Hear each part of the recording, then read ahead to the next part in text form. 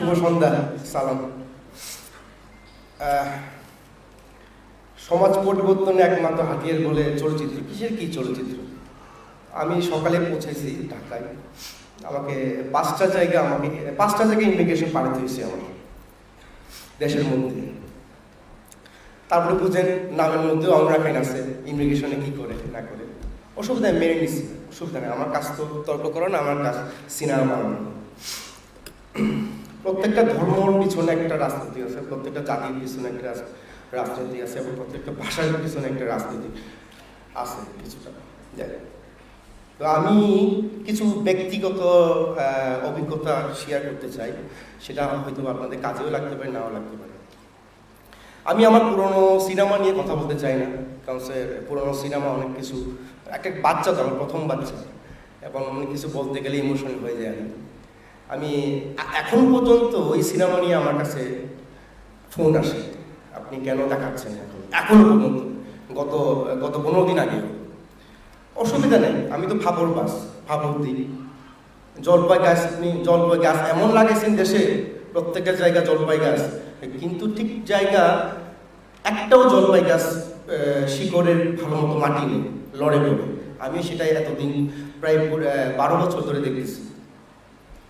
বুঝতেছেন জলপাই গাছ? যাই হোক, অনেক বিপ্লবী কথা বলে ফেললাম মনে হয়। কি জানি বলতেছেন না, পরে কথা বলি। আচ্ছা, সেন্সর থেকে অনেকে এখন সিনেমা দেখতেছে। আমি আগেও বলতেছি, পুরান সিনেমা নিয়ে আমি একটু কথা বলতে চাই না, বললে আমি পার্সোনালভাবে বলবো জিনিসটা। এখন আমি সিনেমা বানানোর কাজ আমার, কিন্তু সেন্সর বোর্ড থেকে উদ্ধার করা এখন কাজ না। আমার নতুন সিনেমা কাজ করতেছি আমি সেন্সর বোর্ডকে লাস্ট সচিবকে বলে আসছিলাম, আমার আর সেন্সর লাগবে না, আপনারা ঘরে এসে আমাকে সেন্সর সার্টিফিকেট দিয়ে যায়, আমার আর সময় নেই।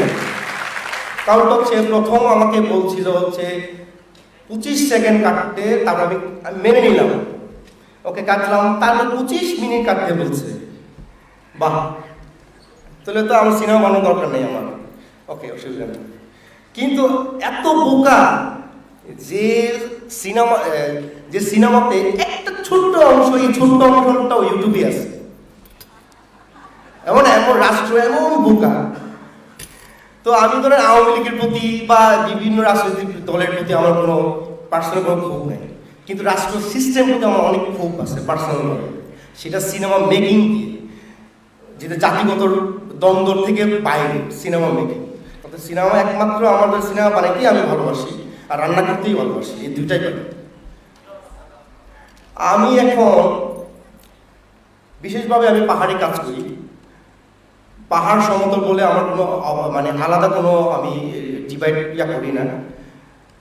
আমি ভালোবাসি আনএক্সপ্লোর গল্পগুলোকে এক্সপ্লোর করা। এখন আমি গত 7 দিন আগে আমি শুটিং থেকে আসছি। শুটিংয়ে আমি ডাল কিনতে গেছি। 5 কেজির উপরে চাল দিবে না, ডাল দিবে না, আলু দিবে না। কেন দিবে না? আপনারা নিশ্চয়ই শুনছেন, প্রায় মাসখানি আগে একটা বোম কমিউনিটি, একটা আন্ডারগ্রাউন্ড পার্টি ব্যাংক ডাকাতি হয়েছে। 2টা ব্যাংক ডাকাতি করছে, জলপাই বাহিনী কিছু করতে পারে নাই। কিন্তু এই ছোট্ট একটা কমিউনিটির জন্য অনেকগুলা কমিউনিটির বঞ্চিত। এটাই তো সিনেমা আমার কাছে। এটাই আমার জন্য চ্যালেঞ্জ, এটাই আমার জন্য প্রতিনিয়ত সিনেমা।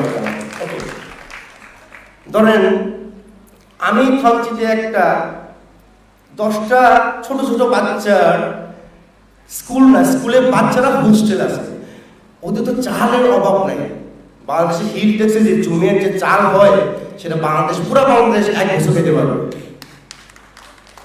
এত সোজা না। কিন্তু শুধু চাল থাকলে হবে না, কিন্তু ওই বাচ্চাদের জন্য 5 কেজির উপরে কোনো ডাল আর আলু কেনার মতো কোনো পারমিশন নাই। তার মানে বুঝেন, এটা আমার জন্য সিনেমা। বাহ, আমার জন্য সাবজেক্ট। আপনি যত টাইম দেবেন আমি ততই উঁচু গলায় আমি কথা বলবো। এটা আমার জন্য সাহস, ইন্সপিরেশন।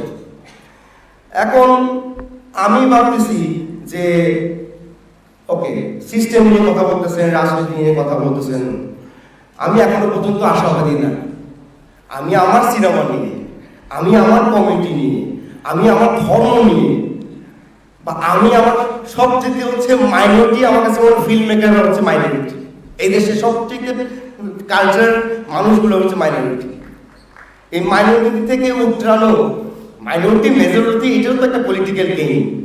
তারপরেও খুব অবাক করে আমি এই লাস্ট মুভমেন্টের সময় বা অন্য অন্য মুভমেন্টের সময় আমি খেয়াল করলাম, ধরেন 71 যুদ্ধ তো দেখিনি, 90 কথাও শুনছি, এবং 71 90 পর্যন্ত বা ফুলবাড়ি আন্দোলন বা আপনাদের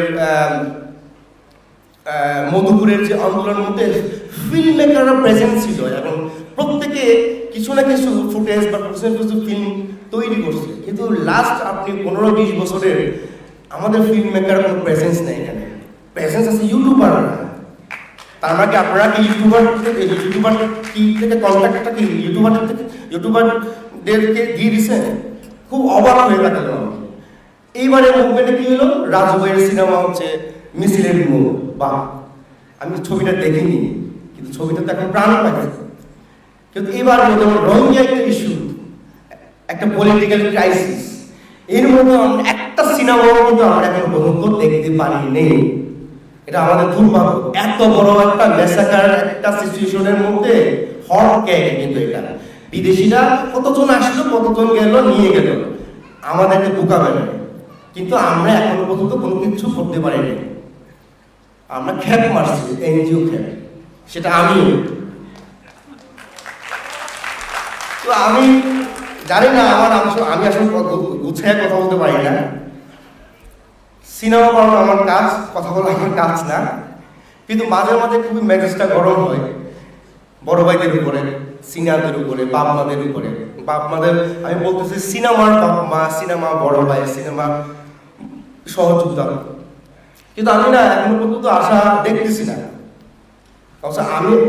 আমি জানি সিনেমা মেকিং, এই দেশের সিনেমা মেকিং প্রত্যেক চলচ্চিত্রকার যার যার যুদ্ধ আছে, কিন্তু আমার বেলা আমি যাই না, এর থেকে আরো ভয়ঙ্কর।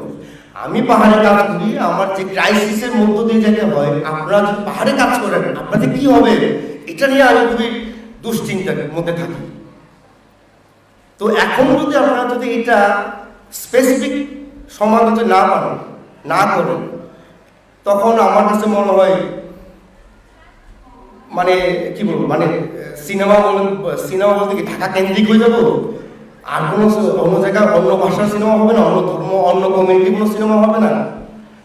আমরা তো সব কিছু সেন্ট্রালে বাংলা দিয়ে আমি সেন্ট্রালাইজ করে ফেলবো, কিন্তু আমার মনে হয় না আর কি। কিন্তু ভাবেন, বুঝেন, যান, শুনেন, তো এর মধ্যে আপনারা অনেক কিছু বাংলাদেশকে রিপ্রেজেন্ট করে আমাদের অনেক কিছু ঘটনা পাবেন। ঠিক আছে, জয় হোক সিনেমা।